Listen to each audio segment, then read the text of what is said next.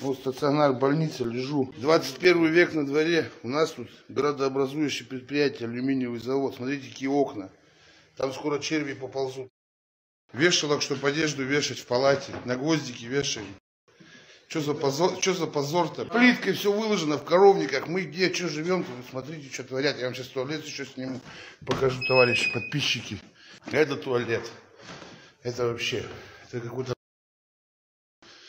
Это где?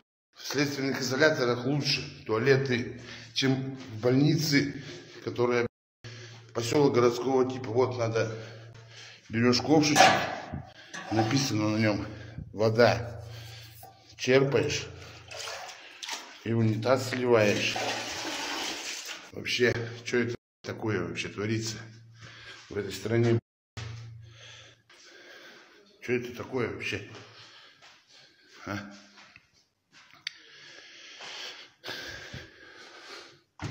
Дальше вообще нечего говорить. Палаты. Больничная палата. Это что такое? Как покрасили при коммунистах в 60-х годах. Вешалок также все отсутствует. Ну вот. Это вторая камера. Можно так это назвать, а не палата.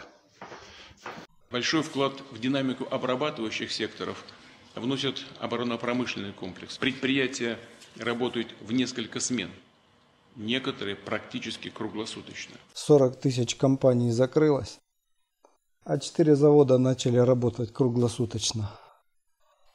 Не благодарите.